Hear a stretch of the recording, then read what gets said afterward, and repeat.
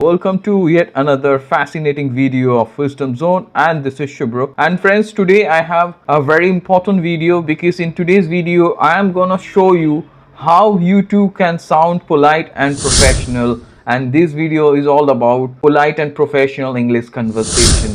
So it is my earnest request to all of you, watch this video carefully till the end to learn how you can make your conversation polite and professional. And if you haven't subscribed to this channel, please do not wait. Immediately subscribe to Wisdom Zone and hit the bell icon to get the first notification. So without wasting any more time, let's get started. 3, 2, 1. So friends, welcome back once again to this fascinating video on polite and professional English conversation. And as I have promised, in today's video, I'm gonna show you how you too can sound quite polite and professional, because it is quite imperative to be professional and polite, because you cannot always be direct, cannot be rude while speaking, especially in corporate sectors. When you are at workplace or informal conversation, you have to be professional and polite. And in today's video I'm going to show you just that, how you can sound polite and professional. So before I go ahead, let me tell you that I have provided some more videos in the description related to business communication and how you can use some better expressions and phrases to sound professional. So you'll find all the links given in the description. So if you haven't checked those videos, please do not forget to check the links given in the description. So friends, without further ado, let's get started with today's discussion. So friends, as I have already promised, today I'm going to show you how you can make your conversation polite and professional. First of all, I'll help you to soften your language so that you can sound polite. So let me tell you that I'm going to give you some useful sentences. I'm going to show you around 20 sentences, and I'll explain step by step how you can use these sentences to sound quite polite and professional. So let's get started with the first one. As you see, friends, this is a very common response: I am not ready.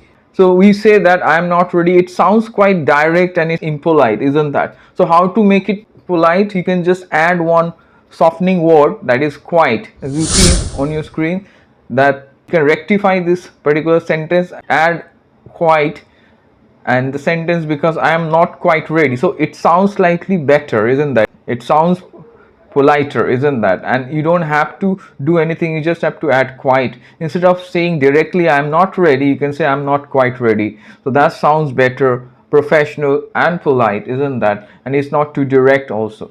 Up next we will see another example. As you see the second one, I don't understand that. We often use this, that I don't understand that. So it is totally rude and it is too direct, especially in formal conversation, in corporate sector, at workplace. If you say that I don't understand that, it sounds quite arrogant and rude, isn't that? So you can simply add quite. As you see, I don't quite understand that. So it sounds much better, it sounds politer and professional. I'm quite sure you have understood. Like this way you can make it sound quite professional and polite just by adding quite. So this is one word we can add and soften our language, and this is a softening word. Up next we will see some more ways to do it. As you see the third example, we often use this particular sentence, and as I have already mentioned, I'll step by step show you all the sentences with all examples, so I show you, don't need to worry. As you see the third one, that I don't have time, we often say this and it is very rude and unprofessional also. You cannot say, when you're at workplace or informal conversation, you cannot say I don't have time to someone. If someone is asking that do you have time, I don't have time, it sounds quite unprofessional and also rude. So instead you can use this sentence. As you see, you can say I'm pressed for time. Sorry, I'm pressed for time. That means you are not having that much of time. That's the way to express, the beautiful expression you can use, that I'm pressed for time. Similarly, you see the next example, number 4. We can often say I don't have money right now if someone is asking for money. Here also we can use this expression. As you see the better response given, it's better to say I am pressed for money right now instead of saying I don't have money. So pressed for money means also you don't have money right now. Okay, so remember, we can say pressed for time when you don't have time. We can say pressed for money when you don't have money, and it sounds quite polite, isn't that? And also you can use that in formal conversation. Up next we will see the fifth sentence, how we can rectify this. As you see, it's too expensive for me. No, I can't buy, it's too expensive for me. So it sounds quite rude and also direct, isn't that? It does not convey a right message, isn't that? So instead of saying directly like this way, you can add a bit. You can use this phrase a bit. It's a bit too expensive for me. So instead of saying it's too expensive for me, you can say it's a bit too expensive for me. That means you just have to add a bit. So that would soften it up. That will soften up the sentence. Instead of saying it's too expensive, you can say it's a bit too expensive for me. So I'm quite sure you have understood. Up next, we will see another softening word. As you see, number 6, there is a delay. We often say that there is a delay, and it sounds quite direct and it sounds quite arrogant also and impolite. So please do not say like this. We simply add one word, there is a slight delay. So you see, it sounds much better. It sounds more professional, isn't that? We can say that please bear with us because there is a slight delay. So like this way you can say, instead of saying there is a delay, it's too direct and it sounds also quite arrogant, isn't that? So I'm quite sure you have understood, and you can obviously mark the difference. Up next, we will see the 7th sentence. Again, we are going to use slight. There is a problem. We often say that directly, there is a problem. Okay, I have a problem. Instead of that, you can say there is a slight problem. I have a slight problem. Instead of directly saying problem, in that way you can add slight here again and soften it up. Up next, we see the next one, number 8. So that I was worried. So it sounds quite disturbing, isn't that? And it sounds quite unprofessional also. So you can just make it less severe by saying I was a little bit worried. So you can just add a little bit here. Instead of saying I was worried or I was nervous, you can say I was a little bit worried or I was a little bit nervous. So like this way you can soften it up and sound better and professional. So I'm quite sure it's crystal clear. You can simply add a bit and make it sound better and politer.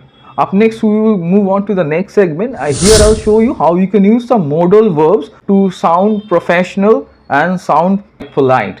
So as you see, the first example is on your screen. We often ask this question and it is totally incorrect. In fact, we should not use this, but let me read it out. Number 9, can you tell me?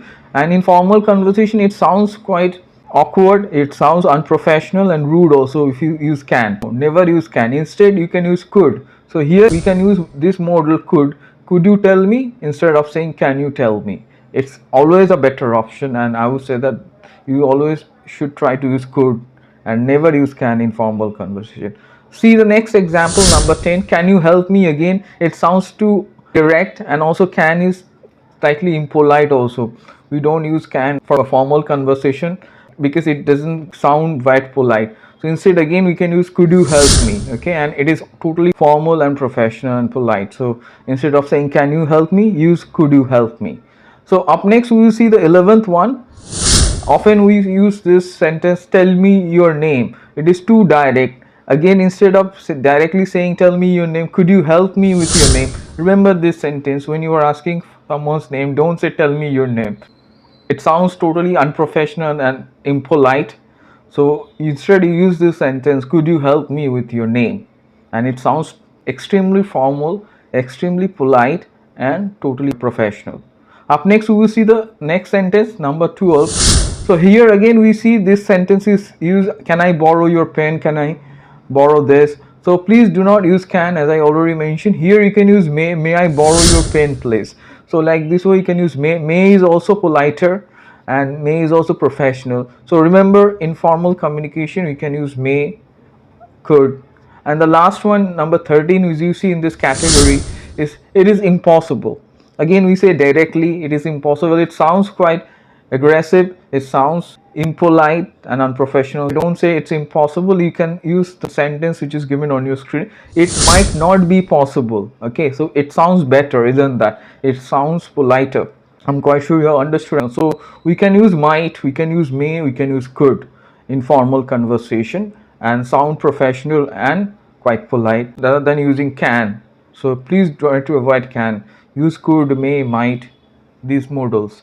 Up next, we will move on to the next segment where we will see how we can use some adverbs to soften our speech, to soften our language and convey our message in a very polite and professional way. So let me show you number 14. As you see, I am sorry for the inconvenience. This is a very regular sentence we use.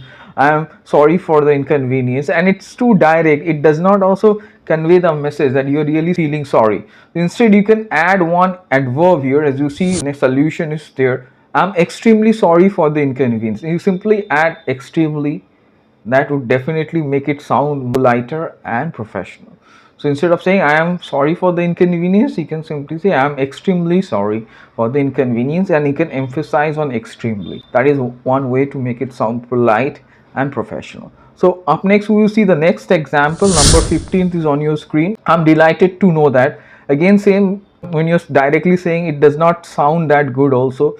It does not sound you're really delighted. So instead you can add extremely here. You see the example, I'm extremely delighted to know that, right? Instead of saying I am delighted to know that, just you can understand the difference when I'm saying.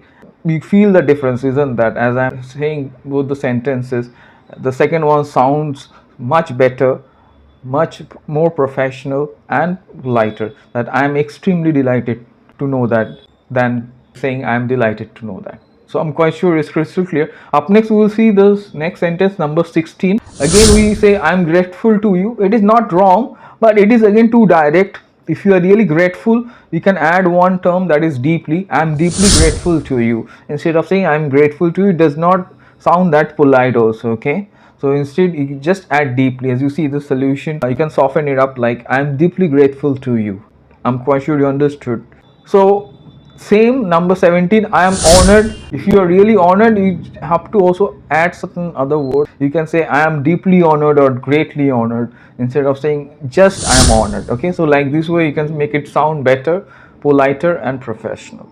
So up next I'll show you how we can use this phrase I'm afraid at first, and we use it politely to introduce bad news or disagreement. If you want to disagree with someone or you don't agree with someone, you use first I'm afraid, then follow it up with the particular thing you want to say. Let me show you number 18. This is on your screen. I can't attend the meeting next week. So this is too direct, isn't that? Instead I can say this, I'm afraid I won't be able to attend the meeting next week. It sounds much better. I'm quite sure you understood. Similarly, see the 19th one, I am not available next Monday. Again, I'm adding afraid. As you see the solution, you can make it sound better, like I'm afraid I'm not available next Monday. So it sounds much better than the previous one, isn't that? So at last, I'll show you how we can differ or disagree. As you see the sentence number 20 over there, we often use this sentence, I don't agree with you, I disagree with you, like this way. And it is too direct, unprofessional and impolite, I would say. And it is very rude. So instead you use this term, as you see, I beg to differ or disagree with you. It sounds much better, and then follow it up with what we want to say, that I'm sorry, I beg to differ, or I am sorry, I beg to disagree with you, but in my opinion this is what I think. So that's the way you can just express in a politer way, professional way, without directly confronting someone or making that person feel bad also. So friends, I hope you understood. Today I gave you some extremely useful expressions and sentences to sound quite polite. I have given you so many softening words also, so that you can use them and sound quite polite and professional. And please try to practice and use all this and make your English conversation polite and professional, so that everyone can appreciate you. So I'm quite sure you also like this video like my other videos. So it is my earnest request to all of you once again, if you haven't subscribed to this channel, please do not wait, immediately subscribe to Wisdom Zone and hit the bell icon to get the first notification. So stay tuned for further informative videos, and do not forget to like, share, comment and subscribe to Wisdom Zone.